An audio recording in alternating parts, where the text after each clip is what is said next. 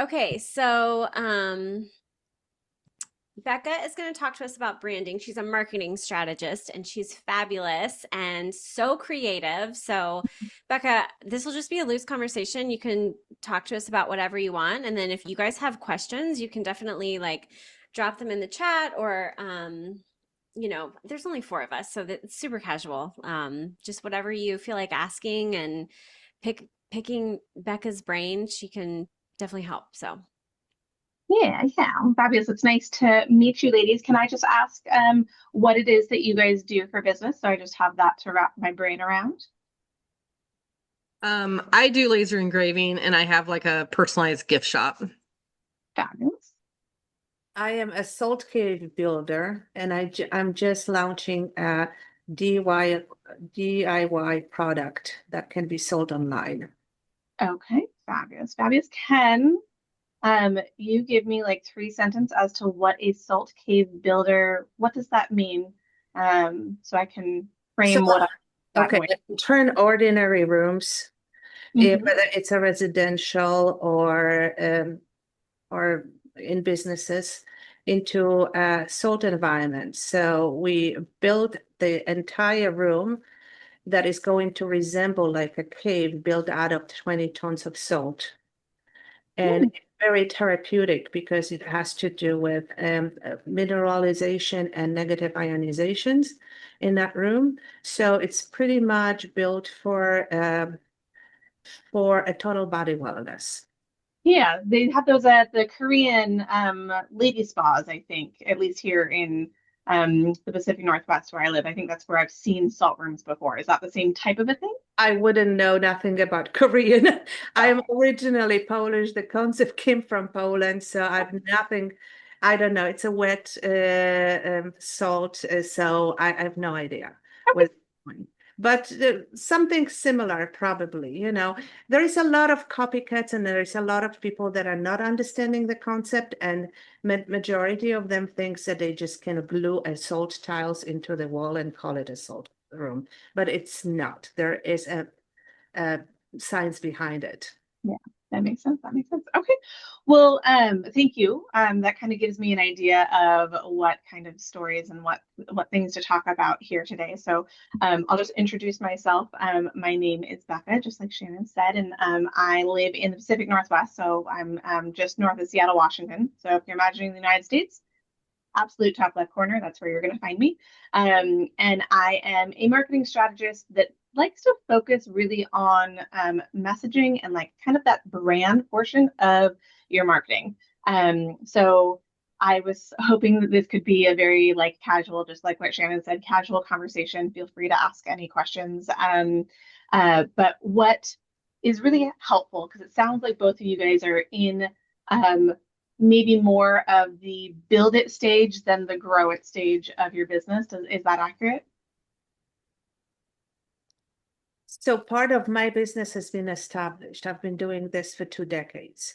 Okay. This the salt cave construction.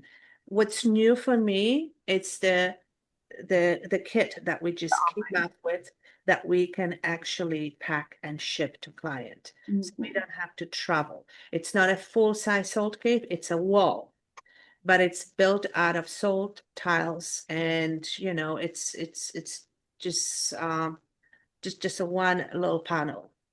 So Okay. that's what I'm trying to get help with. Okay. And Jamie, how established are you?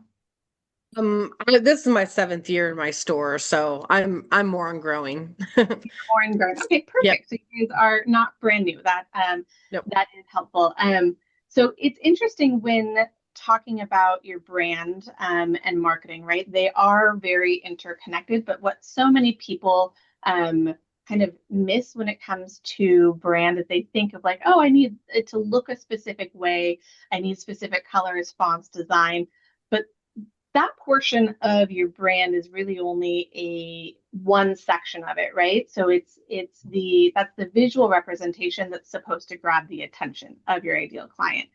And so many people are like, I need to market my business. But if they skip past this brand strategy, this kind of what makes you unique, makes you somebody that people in the online sphere of like anybody in the world can buy from you, why they want to work with you, even if what you're doing, what you're producing is more of a product-based business. More, it could be something that people can easily in today's day and age commoditize, like, oh, I can get Amazon to provide me that, and or I can get it, a cheaper version over here. Your brand, your messaging goes more into the why people are going to want to buy it from you. They know, especially with like like the online shop that you have, Jamie, where you have goods that you're selling, there are probably thousands of other businesses that can provide essentially the same thing that you do. And it's in your brand, how you show up, the stories you tell, and the people that you're targeting, the people that you want to talk to most, because you want specific people to buy your service or buy your products. It's in how you talk to them that makes them go, I'm buying from Jamie. I know I can get X, Y, and Z from 75 other options over here, but I don't trust them, or I trust her enough that I'm willing to wait a little extra longer. I'm willing to spend a little bit more. I'm willing to do these other things that move your product away from the commoditization, right? So that's where for Jamie, your brand, your messaging, really your you-ness of it is going to make people go, and pay more attention. And for, how do you pronounce your name? Is it Beata or Beta? Beata. Beata. Beata, yes. Okay, I will check. Beata, yours is very unique. So there's a large section where there isn't 75 other people offering what it is that you do. Like, you are a hyper niche and probably very, very, very well known in your niche because it is such a specific niche. Going to the point where you're trying to provide these DIY kits, your brand value is going to be in why they should trust that you aren't just selling them snake oil. They don't have the knowledge, the connection, the referrals, the community that you're a part of that has probably kept your business going and doing well in your sphere for the last 25 years. Now they don't know you from anybody. And why is it that somebody's going to trust? And I'm assuming your product, even the DIY version, is still a pretty decent size price tag. Yeah. Yes. Yeah. So the kit is $1,700, the basic kit. yeah. So not only do you have to help them understand and educate them to understand why what you're offering, this salt cave, is going to be beneficial to them, but also why they should buy it from you in a DIY way, right? So your brand is going to carry all of that. And then even Shannon, you have these amazing tablecloths that that kids can draw. I mean, I've as an adult have drawn on so many of your tablecloths over the years, but it is in the heart and message behind your brand that makes people go, I want to go to the Creative Crayons workshop instead of I want to go to whatever shows up on Amazon or Etsy, right? Yeah. So it's super duper powerful, and it's in leaning in on that. The thing that people mostly go, that sounds hard, I'm just going to market, and then your marketing falls flat. It's because we're skipping past this. Why do they care enough to buy from you? And that's what I want to talk about today. There's different ways that you can infuse yourself into in your personality. And even if you're like, I don't want to be an influencer, I don't want to be front and center, how you can still infuse your personality. Because like Shannon, you're not necessarily, like, your face is not particularly front and center of the Creative Crayons workshop, right? Not much, no. But it's the message is front and center. Mm-hmm. And it's very, very specific. It's so specific that it gets attention at like the all of the ABC shows and all of the View and all of the different things, right? So what the two of you guys can also do is go, okay, why is it that somebody's going to want my stuff versus getting it elsewhere? So Jamie, what is it currently? You said you've been doing this for many years. So what is it that makes your stuff unique or different from, the next Etsy shop down the browser? I don't know. That's okay. That is most people's answers, right? That most people that are in the handmade business love to create, love to put out what you put out is beautiful, high quality, and grabs the attention. But the problem with that is that it's very easy for the person to see something similar enough the next tab over that maybe didn't have the $5 in shipping. And because there isn't a reason why they feel associated or attached or interested in you, your mission, your story, your anything, they're going to only see the price. They're going to go, oh, they're similar enough, whatever. Let's save $5 because the economy sucks and I don't want to spend extra money, right?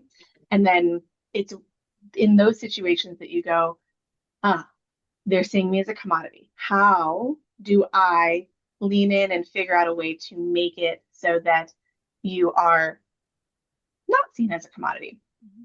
The question for both of you guys is, how interested are you in being essentially the face of your brand? Is that something that you're like, I'm fine getting on camera, talking during that stuff? Or does the idea of that make you go, oh, I don't really want it?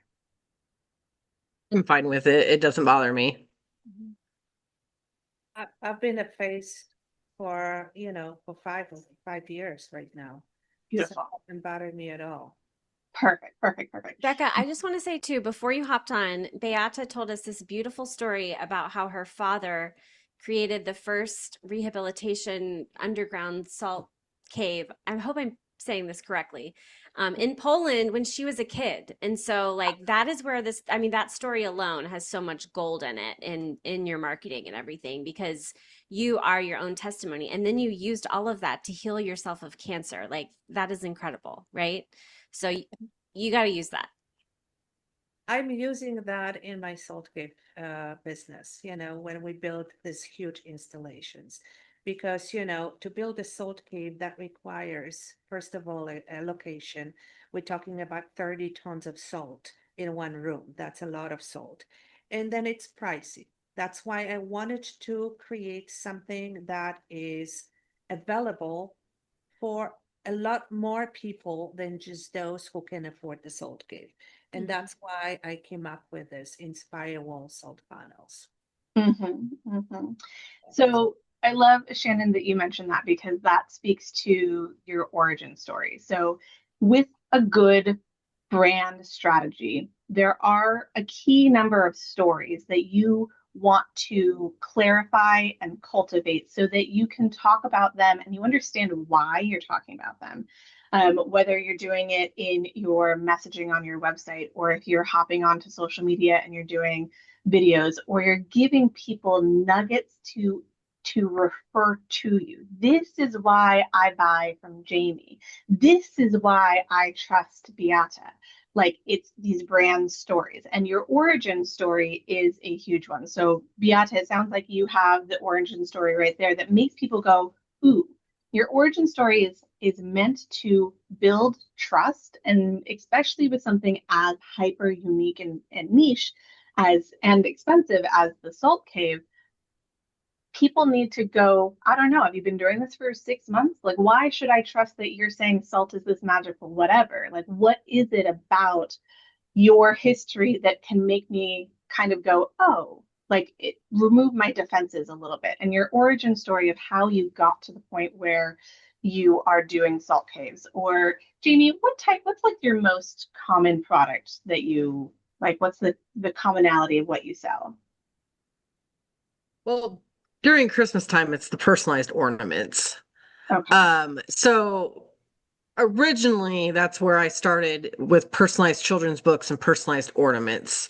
And then I got a laser engraver. So most of my stuff throughout the year is engraving, and would be, I'd say, probably cutting boards. It's all personal. Um, it's all personalized. Yep. Yep, everything's pretty much personalized in one way or the other. So that's like your unique differentiator Yeah. from why somebody's going to go, I want a gift that is personalized. What are my options? Instead of I Yeah. want to cut, Yeah. right? Yeah. Yep. Um, so let's talk about origin stories in how you frame them. How there's I think it's about 5 stories of main brand stories that kind of tell people um, why they should be paying attention to you. And they're either going to resonate and build trust, or they're going to say it's not for me. And that's okay. Your brand, your personality, the type of products that you serve, that you provide. I'm going to say serve a lot because I work with a lot of service providers and that's just going to slip out, but it works the same way in the product world. Um, it's you are actively and purposefully saying this is for this type of group, this is not for this type of group. So Beata, your entire thing, it automatically defines people already because people are either like, this is bullshit or ooh, interesting. They're gonna have a decision, right? And then Right. you're gonna have a small sliver in between being like, I don't know, maybe. And those are the people that you have to work a little harder to get up. You're never gonna get the people that are like, this is BS. You know what I mean? And that's okay because the people that are gonna come to you are even more invested and even more interested. And the same thing for the personalized products. There are people that despise personalized products. Mhm. Those are not your clients. They're probably your loudest critics, but that's fine because the more specific you are, the more like you plant a flag and say, this is my stance, this is my style, this is what I offer. You're imagine like you're in a big field and you have this huge flag that says this is what I do. The people from far away are going to go, ooh, I like it, or ooh, I don't, and it's going to make the ooh, I don'ts go away. And then there's those people in the middle where your brand stories are going to move from I don't know to ooh, I'm interested, or take the people that are interested but are interested in any kind of personalized anything to go, ooh, I'm interested in your business. I'm interested in helping you grow and coming back and telling everybody about you, right? So, brand story number 1, your origin story. Why did you start this business? Why do you care about the salt caves? What benefit is that? And it sounds like you have like your dad. That story is beautiful, right? And then it switches to it helped you change your cancer diagnosis, and that's a phenomenally large um, legally gray area in the marketing land because you can't say that you can't say you're going to remove people's cancer, but you can talk about how it has affected your personal story. um, and then the people that are like, ooh, I'm interested, I want to know, let's find out, are going to lean in more because you're not just some random person who's like, yeah, it makes me feel good. You're gonna be like, I had cancer and I fully like did whatever it is that you did that I'm sort of assuming there's some sort of regimen or some sort of amount of time you spent in it, all of that type of stuff that helped you get to that path. That's part of this story, right? And for you, Jamie, like, what is it about personalized stuff, personalized products, personalized gifts that makes your heart sing? Don't tell me it was fun because that's not the right answer. We need to go deeper than that.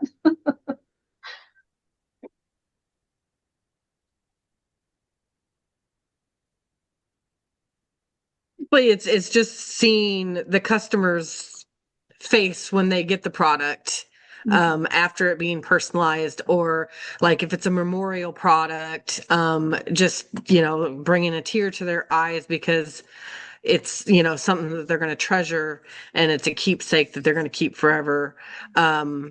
I think what drives me the most is just having something that's completely custom, and is something that's going to be a keepsake and that people want to keep around.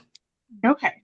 So that's valuable, but not why you started providing it. What did you have? Did somebody give you a personalized gift?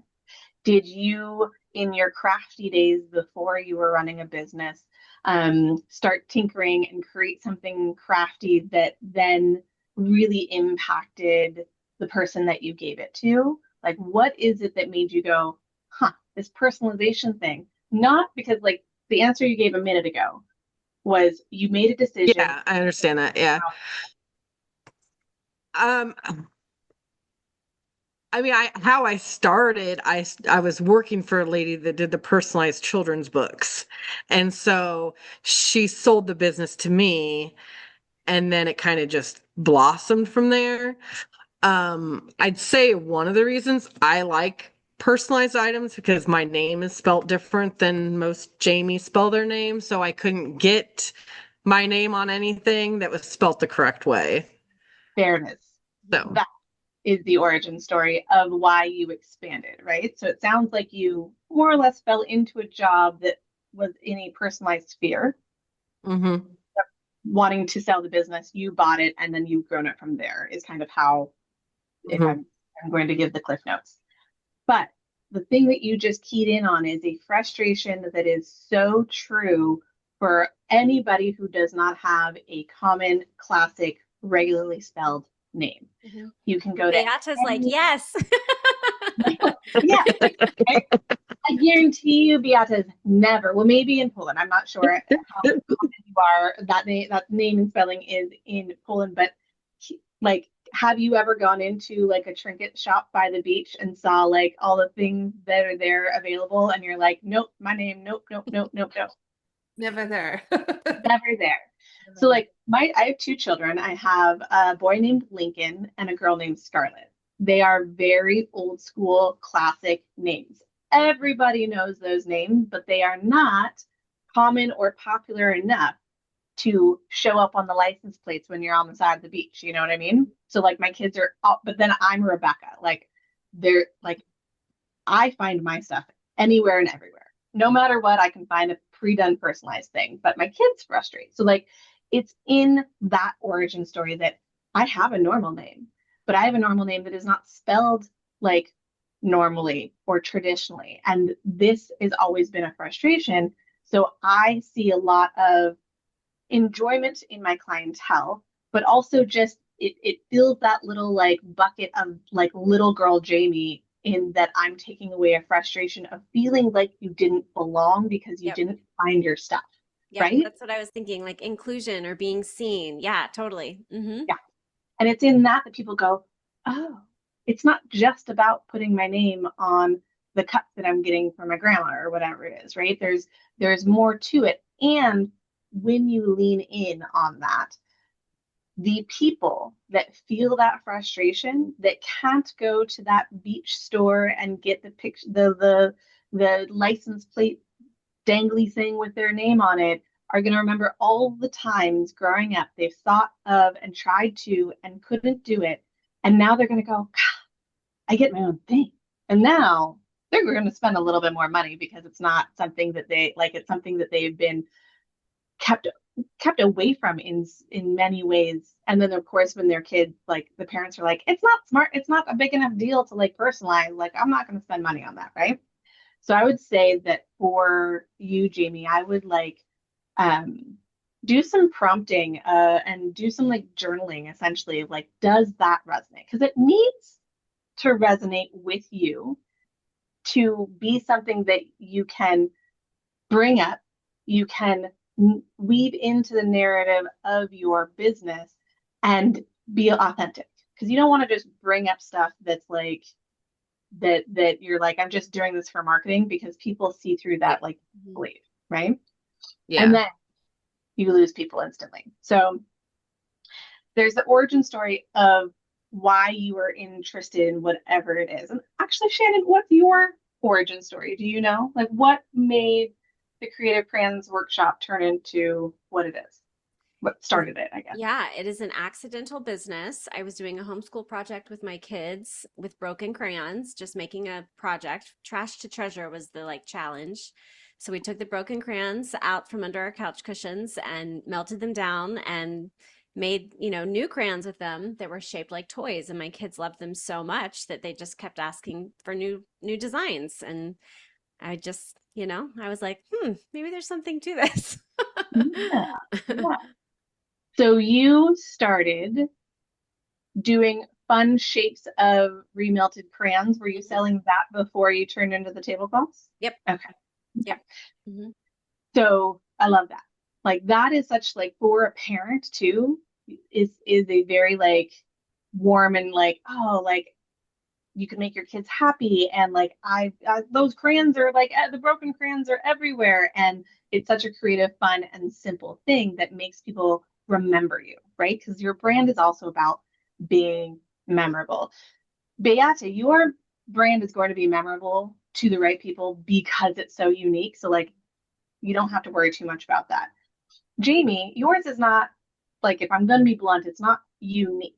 So you need to make it a reason why yours is unique, and even leaning just ever so slightly into the showing up and providing the things for the people that, you know, can't go into the trinket shop. Like that makes to the right people who are willing to spend the money on personalized things and value it enough to give it as gifts is going to make you memorable. And now, just in that tiny little thing has set you apart from the Amazon version. The Amazon version that's going to, you know, come from China that may or may not come well spelled correctly anyways. Like that's another thing that you can put a little doubt in. Like you can get that, but you spent so many years of having either the wrong spelling or not or no option. Are you really going to spend this money and then wait and then see it wrong again, right? And people go, ooh, yeah, I don't want to do that. I don't want to be excited and then be disappointed. We're all like aligning with people's emotions and desires with your brand strategy. So, number one, origin story. Why are you here doing this? Why did you start, right? The next portion is like, what is your aha moment? So, this aha moment can be brand wise, but it is also why is it that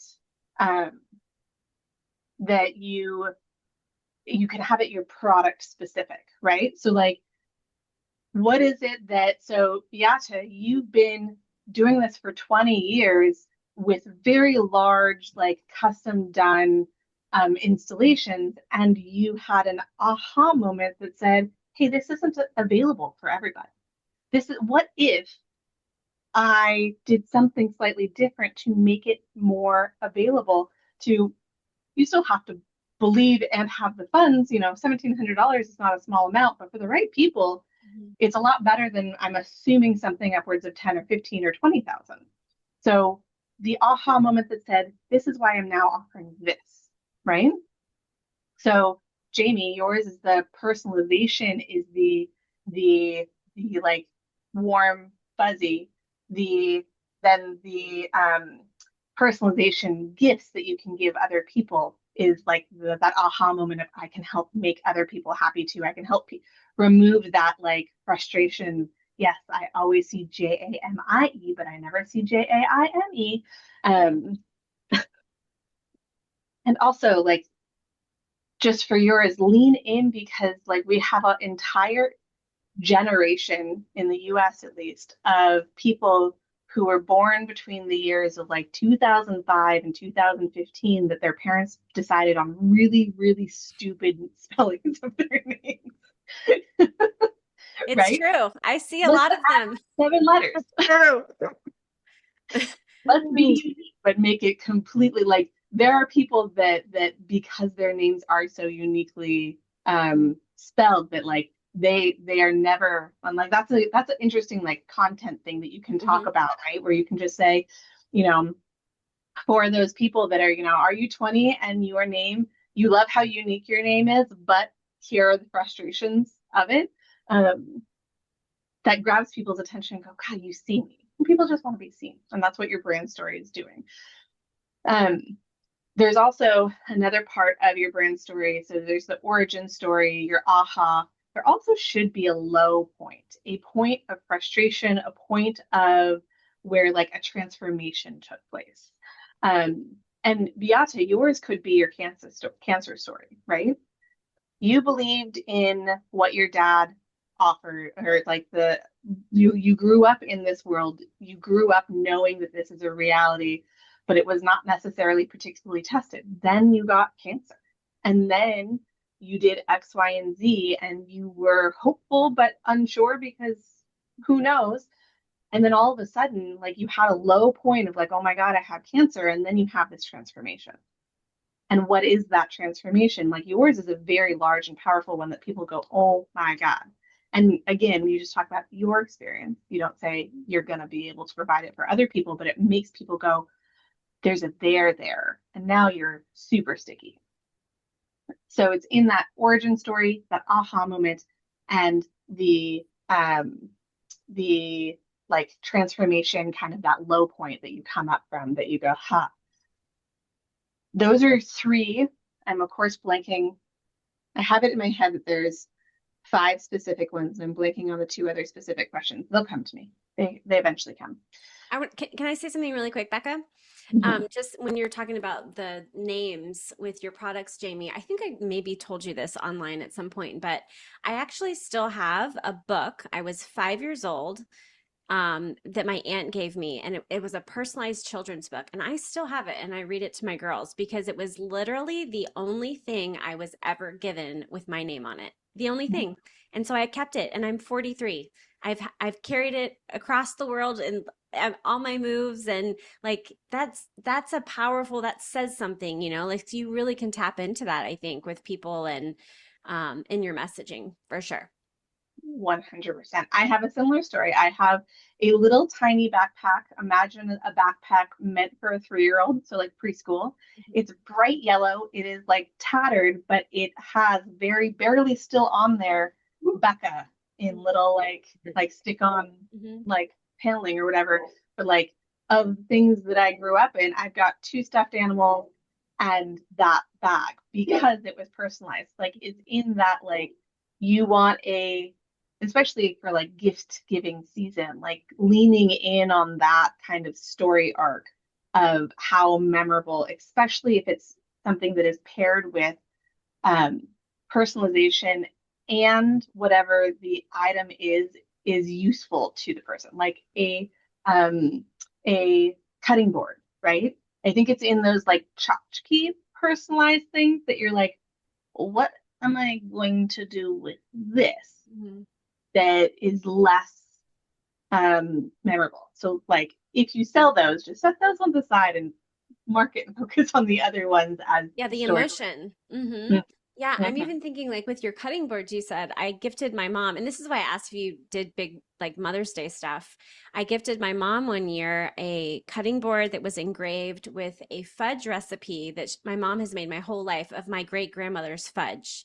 And she doesn't In use it. her handwriting. No, Yeah, it's in her handwriting. Yeah, it I is. do that. Yeah. Yeah. And so it's like it hangs in her kitchen because they used to always be in the kitchen together. So like the Hmm. things that you can sell that, like Becca's saying, that like really pull into that emotion for people is it's more the emotion makes it more valuable to the customer, I think. That's how Well, you differentiate yourself Mhm. from the Chinese folks that can personalize anything and send it to you in Amazon in a couple of days. Yeah. I think it's important when you play with other people's emotions. I got a kit before my cancer journey, right after I was diagnosed with cancer. I got a kit from my friend. It was a journal with my name on it and a date where it all began. Mm. Mhm. I still have it. Yeah. Yeah. And then I regifted something similar to my friend who was diagnosed again with cancer. Mm. So you can also, play with this kind of situation where it's more serious, but yet, that journal actually helped me to go through entire journey, and I still have it, and I will have it till the end of days. Mm. Wow. I think I think you hit on something really powerful there, Beata, because people, especially in hardship, maybe you lost someone, maybe you're going through a cancer journey or a sickness journey, or a transition of some point, like having something that can help you um, kind of like milestone that shift in your head, like using like so many, even what you were talking about, Shannon, of the thing with the grandma's fudge recipe, like it's in that connection that people go, oh, this is important, right? And it's in those are the types of stories that will really become sticky for you, Jamie, where helping people who's like, if let's say somebody was diagnosed as cancer and oh, I have great. So one of my very, very good friends was just recently diagnosed with ALS, which is Lou Gehrig's disease. It's a terminal disease. She has 2 to 4 years to live. It's very devastating. I'm going to stop talking, otherwise I'm going to start crying. It's something that like we were all, because we're all 40, we were like, what do we do here? And in those moments where you're like, how do I show up? How do I help in these situations? How do I show my love and appreciation that people who want to show that support feel they don't know what to do. And something as simple and as beautiful as a personalized gift that can help, like can connect in that way, can be so powerful, right? And giving those like, hey, being frontward and empathetic and saying, hey, these are great gifts for these types of situations helps take that, I don't know how to help, I don't know how to do anything, right? Mm-hmm. In my situation, my friends and I just got Sharon tattoos because unfortunately in her situation, there's no clear diagnosis coming. But it's that same, like me and my 4 friends desired something that was impactful, that we went tattoos because that's how we were open. But you can do that personalized, especially like a personalized something for the people connected in their lives as well. So it's like you have to toe a line and be like, it has to really come from the heart. Because if you're doing it with I'm doing this because I know I'm going to sell it a lot, people are that's not going to sit well, right? Yeah. I don't get the vibes from you that you're like no, I'm not. And I think that's what a lot of it, because I mean, a lot of things that I do make, I'm like, I want to share this, but I don't want to share their personal story or, I mean, I don't want to exploit, I guess, on a situation like that, like. So in those situations, my suggestion, one, we need a mindset shift because you're not exploiting, right? You're right. Helping honor, and especially if you ask, like, do you mind if I share? I will anonymize the information, but the tone and the intent was really beautiful, and I think it could impact other people. Can I share that? And then honor if they say no, or honor if you do share it and somebody comes back and says, actually, it doesn't feel so great to me for whatever reason. Can you take that down? And you go, of course, 100%, right? Because it's in those connections also that makes you more memorable and makes people go, oh, she sees me as a human. Mm. And in the world of all of the crap that we could possibly buy at all of the times, it's in that human connection that makes people go, I'm going to come back and buy from Jamie. I'm not just going to go find the cheapest thing I can find on Amazon without even having to leave my bed and hit buy now. The thing is too easy for everyone to get. It's the meaning behind the thing that if you lean in on it, it makes you stickier.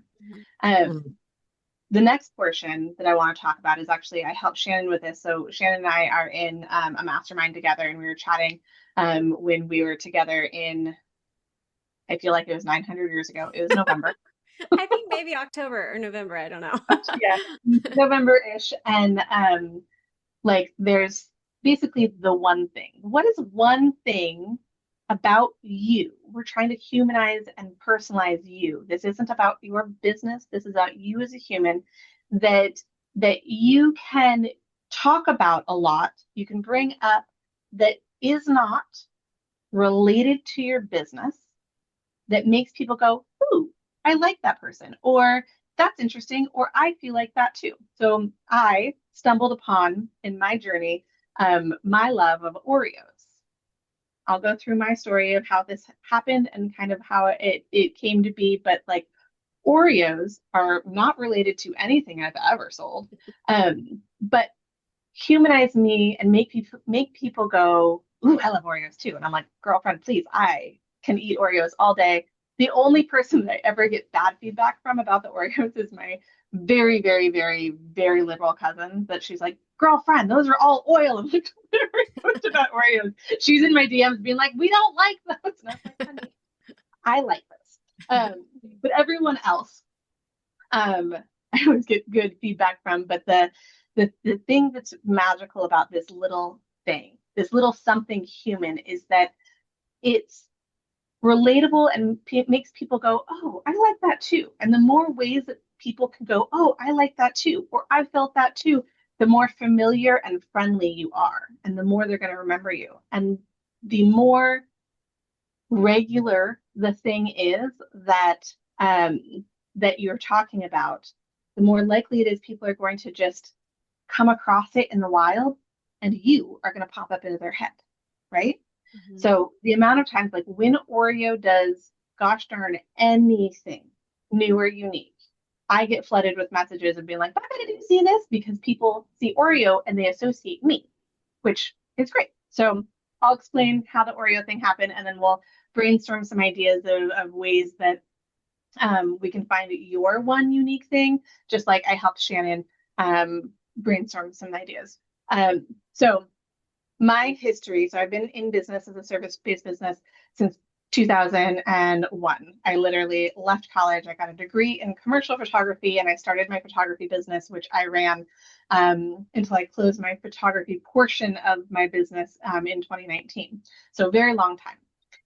I was a wedding photographer for a portion of that, shifted to brand photography, that then I realized that I'm really good at brand strategy, and it's kind of morphed me into the brand and marketing strategy like trajectory. So I was a wedding photographer, and I was like, I have my website, and I didn't understand messaging. I didn't understand brand. I didn't understand any of that at this time. I was just like, look at my pretty pictures, pay me a lot of money. That was essentially like the entire story of it. And people, I would get hired, but like I was a good photographer, so I was not a cheap photographer. And I got more often than not people being like, um, I really like you, I like your work, but you're too expensive, because it would be just an email exchange, right? So it would just be what do you, are you available? What do you charge? You're too expensive. And I would get that, and it would get really, really, really demoralizing after a while. And I was like, this is really frustrating.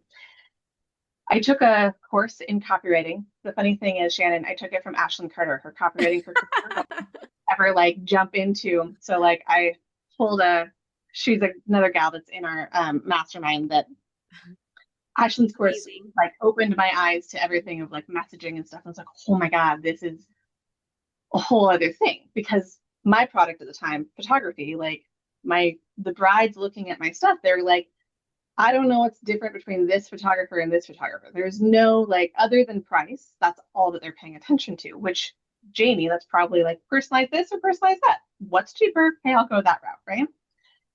And I was like, I need to get out of this vibe. It was shortly after I was on maternity leave when this came to me with my daughter. And I was eating Oreos with abandon, because if I just gave birth to a 9-pound child and I have to breastfeed that child all of the time, I'm going to eat whatever the hell I want, and I want a lot of Oreos. So that was basically the entire thing. I was like, I'm going to eat Oreos. I was eating entirely way too many Oreos. Um, but I was fine with that. And I was trying to reconfigure um, my website and also my pricing. And I was like, you know what? I'm going to put more of me on my website. So often before, everyone's like, no, it's all about them. It's all about them. I was like, I'm a service provider. The experience you have with me on your wedding day is a large factor to how you remember your wedding. So let's talk about like how I show up and how I'm going to. It was about me, but in how I affect them, right? And this is where a lot of the brand's stories and stuff I was starting to cultivate and learn and figure out myself. And at the same time, I had my Oreo obsession. I was like, I'm gonna just rename all of my wedding packages to different kinds of Oreos. There's like Oreos, Oreos and milk, Oreo milkshake, like left that, right? And it was like, we're just gonna throw it and see what happens. I put more of my personality on my website, talking more about me and the experience they were gonna have. Because the end result was photos, but like I had to get them to buy into the experience of spending time with me for me to create those. And then I added the Oreos, and it was astonishing. Like night and day, I went from people being like, are you available? What's your price? You're too expensive, on repeat, to holy crap, I love Oreos too. You have to be available for my wedding. I was like, to orange. That's weird. And I started, this was like at the very beginning of my like eye opening. And now what I teach and talk to all people about is just how important that brand strategy, that you-ness. What I did on my website was I was talking about me, but I was talking about how I show up that affects them.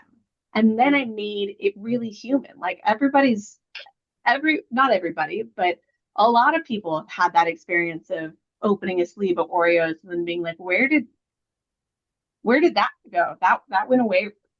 Those are all in my stomach, right? And so you lean in and you just find something like that. And by making you human makes you stand out. This stopped being just a one photographer or another. It was like one photographer or another, but like, look at her personality. She seems like she's going to be fun. And also, I love Oreos. And you're like, what does Oreos have anything to do with anything? It doesn't, except for it made me human. Mm-hmm. So Shannon and I were sitting chatting back in November, and she was like, what? And she knew about my Oreo thing. She was like, what? Like, how did you land in that like Oreo thing? So I gave her basically the same story. And then she's like, I need something like that. And we were brainstorming and trying to find out. And for her, so like we were talking about her coaching side of the business, right? The part of the business that you guys are a participant of, not so much the Creator Crayons workshop, but when we were going through and talking about the different things of like what is a simple human connection type of thing that's going to make the right people that want to work with you connect more. And we landed on the broken crayons, right? Simplicity of that visceral, like creating new things. Look at the brand that came from like the simple idea of broken crayons, and how as a personal brand, she can infuse mentioning the crayons or how crayons mill together or how all these different things work that make people who are creative, who want to make and build things, will also have memories of loving or getting really mad at they got the crappy crayon and the second you put too much pressure on it, it broke into three, and you're like, right? That now makes Shannon a more like associatable human than just some random coach. Make sense? So yeah, most people are like, I don't know. And you'll see it now that you're aware of it. You'll see it in the land. You'll see a lot of people associate it to like coffee. Like I have to have my oat milk latte. You'll see, especially on Instagram and stuff, people like that's what they're doing when they have that. So like my suggestion, and we can brainstorm. I love brainstorming things like this. Is finding something that is not necessarily related. Like Shannon's is pretty close, but since it's coaching side, like it's close and ties them together. But most of the time it can be something that is just something about you that you love. Do you love paddleboarding? Do you go hiking? Do you have a desire to go to every single national park in the United States before a certain, like, it doesn't matter what it is. What it matters is that it's going to make you human and make you go, ooh, I like her, to the people that are most likely going to want to buy your product or service. Yeah, I don't know how long you guys were in Allison's group. I joined in 2020, but I'm thinking about what Becca's saying and Allison, and it was milk duds. Have you guys ever did you go through the milk duds thing with her? No? Yes? no, I heard her talk about it. Yeah, so that's what I'm like, that's what she was doing is it's it's that relatable like, oh, I like milk duds too. And I remember actually she said that when they were living in Puerto Rico and they got hit by that hurricane that people were shipping her milk duds. And I mean, it's simple, but it's powerful, like having something that's relatable. What do you guys think for you? I don't have a clue. Beata, do you have a clue? Do you have any ideas? Thinking, as you guys talking and listening to you, I don't know. I have sorry, I just got I love dogs. Mm. That's my life. Everything I do, it's everything because I don't have children, Mhm. because the God did not allow me to have children. Let's put it this way. I wanted, but it didn't happen. Then I pour all my life into those four-legged. Mhm. And bigger the dog, better. So I, Okay. I do Great Danes. I'm 5'2".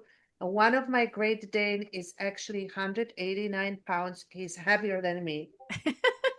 So people always wonder, who walks who on the walks. So it's just like, I'm surrounded. The other Dane is also big. And so I just love big dogs. There you go. I That's think your that's thing. it. Yeah. Yep. Anytime I see a Great Dane now, I'm gonna think of you. Right, right. 100%. And it's so it's going to turn away the people that don't like dogs. And that's fine because you don't want people that have that vibe around you anyways, right? But it's going to make you more like trustworthy and memorable for the people. And luckily, like most people love dogs, right? And like the fact that you're 5'2" and you love Great Danes, like I would say your thing isn't dogs because that's a little bit too generic. Yeah, Every broad. lots of people, it's Hmm. the big dog. Like Hmm. the bigger the better. Can it make it look like it's walking me? Fabulous. And that is a very visceral like vision, right?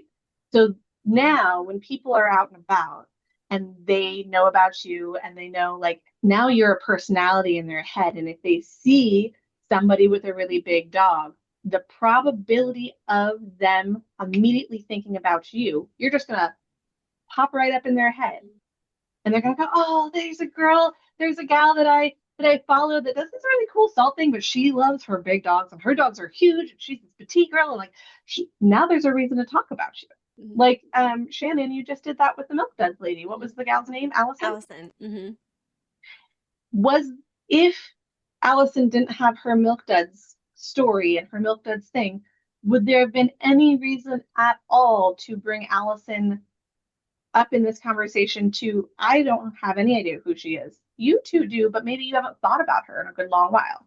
Now, the Milk Duds made Shannon go, "Ooh, Allison, fun story. That's fun." And now she's top of mind for the two of you. And now I'm like, who's this Allison girl? Sounds like she's got a course. She's a course creator, not a course creator, but a coach. Or like, now I'm intrigued, right? Because Milk Duds are also great, except for they like take out your feelings. So like your brain goes on different things. So like Beata, I would absolutely lean in. Like on your website, have a picture of you and your dogs. Talk about like on the About Me page, like when I'm not surrounding myself with 30,000 pounds of salt a day, my dogs are licking me because they think that I'm salt lick because I just have like I'm like little things like that. Maybe don't go to licking me, but like there's some sort of initiation direction that you can bring it in. And what you just did is instead of like, oh, there's this website, there's this person that does this salt thing. They go, oh, Beata, she loves like the dogs, and she also has this cool salt thing, and it gives a reason for them to like you, which will anchor what you do, even if they might never hire you. They will have a reason to talk about you. That somebody will be like, "What do you mean she does a salt thing? What was a salt? What is a what?" And they're like, "Oh yeah." And now that word of mouth Hmm. is percolating everywhere. And it was all because you talked about something you already love, which is massive animals. Hmm. So, And it so makes Jamie, you got to social think media about awesome yours. for you. I will have to think about it. I don't know. Oh, we'll come to you. We'll come to you next because I um, don't have a clue. all right, so you've got step kids. What so let me back up. When you are not in business owner mode, let's take business owner and personalized gifts and everything and just put it behind a door for the moment. What fills you up? What do you love? Is it being a stepmom? Is it going camping? Like what do you do that you do all the time, or your friends are like, "Oh yeah, that's a Jamie thing." I honestly, it just feels so long since I've I'm hardly ever out of business mode anymore, it seems like. Oh, So well, I feel like I have to get back. Mhm. So mm, When you're doing something for you, your spouse and step kids are gone for the day, and you business is not an option, and you're just being. What are you gonna do? what am I gonna do? Um,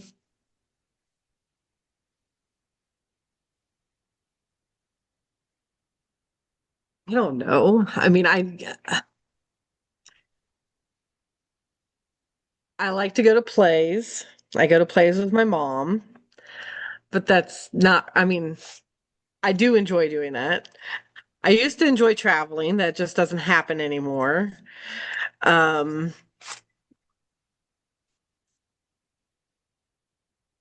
Do you I don't have know. okay? My husband's a farmer and we have cows. So I love cows. But I mean, that is unique enough Yeah. to change you from a personalized gift shop person to like, oh, Jamie has like she sells personalized gifts, but she also has this cool like whole farm cow situation that Mhm. like for the right people are gonna make you stickier, right? So like, what is it about you guys have cows? I'm assuming because you mentioned them, farmer. What is it about cows that like that you think is fun? oh, I don't know. I think that's so interesting though, because I don't. so many people can't own Great Danes or cows. So like for me, if you guys were talking about that in your stories, just like your day out with your Great Dane or you feeding the cows in the morning, I would totally watch because I would be like, this is so fascinating because I've never had that experience before, you know? So I honestly, yeah, I just I think it all works out. And it's interesting because like so the Great Dane has like there's different story arcs you could do from that. Maybe you're like, I don't know, cows are cows. How am I going to do story arcs? Like what Shannon said, just like going out and like feeding them and then like doing a video being like, it's just so funny. Like look at their little faces. Like whatever it is that like makes you go like, ha ha. It's that like We usually do that with the cows, though. My husband does all the takes care of them. just showing them in the background being like, okay, that's That's Betty. true. She's a total jerk to this one, and then this one's always sitting on that one's butt. Like little things that just make you go, huh, like it memorable. And Mhm. then on your website and stuff, like how you tie it in, is that they'll probably be on your about page. Um, and it's a mention. It's not something that you have to hit people over the head with. It's almost like a secret sign that people that just happen to know you like learn a little Okay. bit more. Mention the cows or have like a fun little like cow themed personalized section of the things that you offer. And at the Okay. top, this is here for nothing other than I just think that's fun. That's smart. And people go, oh, look at that personality. So, Jay, Okay. I have to say, I have a friend here in Texas that is obsessed with cows. She has everything cow themed in a house. Pillows, throws, towels, everything personalized with cows on it, paintings, you name it. So there is a big audience Yeah. for that, I'm pretty sure. Yeah. Yeah, so when they get their personalized Christmas ornament, they'll be like, I want to get it from that lady that loves cows. Yeah. Yeah. It sounds so silly, but that makes it even better because it's just like, what does cows really have to do with what it is that you offer? Not a lot, not a lot, but you could also have like a little like silly cow, like say when you do personalized ornaments for Christmas season, you could have like a little like tiny little cow head personalized or not personalized, but little ornament that you give as like a bonus in like somebody orders Okay. something and then you just have like something that you laser that's funny and kind of cute, something that people are gonna be like, and they put it on their tree, right? Now, every single year, when they see that, who are they gonna think about? You. And then they're gonna go, oh, I need to buy some stuff. Ooh, a personalized gift would be Mhm. interesting. She was great, right? Like it's in that like when all of you guys go down the grocery store aisle the next time and you happen to be down the Oreo aisle, I'm going to pop up into your head and you're going to go, and then maybe that's all, huh? And then the next day you're having a conversation with a friend who's starting up a coaching business or a whatever business, and they're like, I don't know how to do any of this. I need to understand marketing. And you're gonna go, oh, Becca, she's a marketing strategist. I don't know if she can help you, but you should check out this girl. Mm-hmm. The reason why is you saw Oreos yesterday, and then you happen to have a conversation, and I was high enough somewhere in your subconscious from recent being reminded of that I came to mind when it was relevant. Mm-hmm. It's really like it's in that stickiness. And then people know that when you're talking about the cows, or when you're talking about the Great Danes, or you're talking about like your love of just the like enmeshment of crazy different colors of crayons when they start melting together, that you're not actually trying to sell them anything. You're just talking about something that you like, Mm-hmm. you know? So good. And you can be more forceful. Can I share my screen? Let's see. We have to wrap it up soon, Becca. I didn't realize it's after 2 o'clock. But yeah, Let share me your share screen. one thing and then oh, can you turn the sharing Oh, on? sorry. Okay.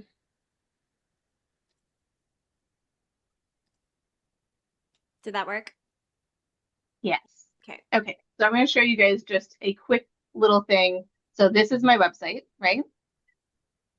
First off, like I'm a strategist and a coach. So, like you're hiring me. So like I put myself very front and forward on my website.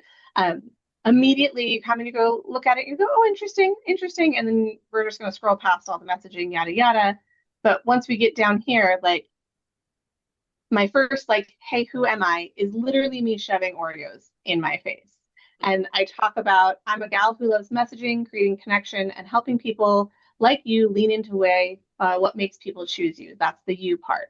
Um, Yada, yada, yada. And I say, I'm in the Pacific Northwest wrangling business kids and managing my mental health by shoving Oreos in my mouth with abandon. If you want to learn more about my Oreo addiction, come on over this way. So, like, because I talk a lot and like I help people figure these things out, I lean in and people go, ah, she's the Oreo girl. And they're also going to look here and be like, nobody puts a picture of them literally shoving a Oreo in the middle of their mouth that takes them too seriously. Like I don't take myself too seriously.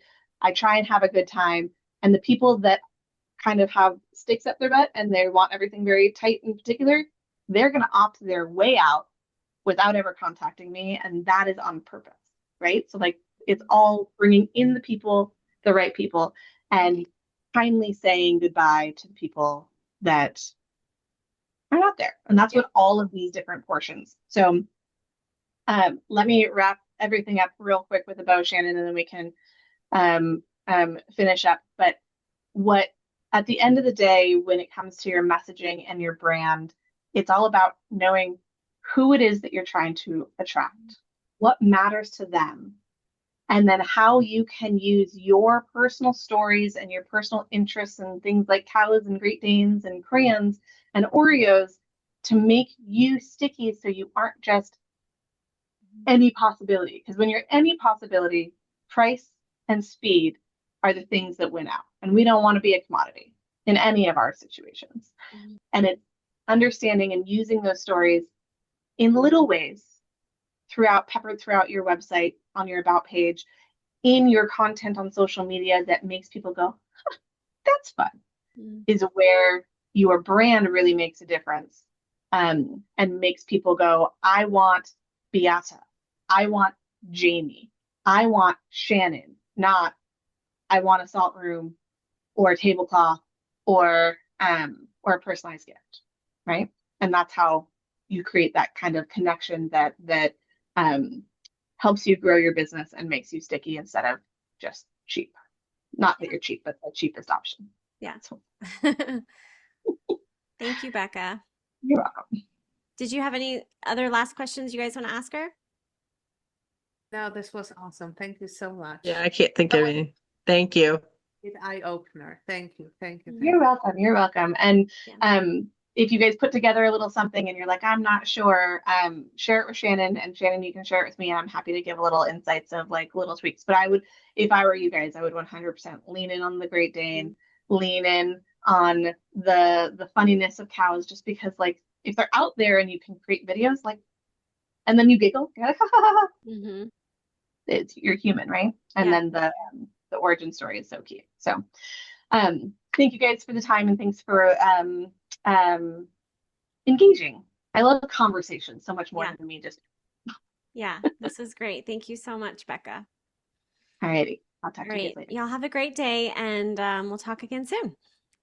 Awesome. Thank you. Okay. Thank you, Shannon. Bye.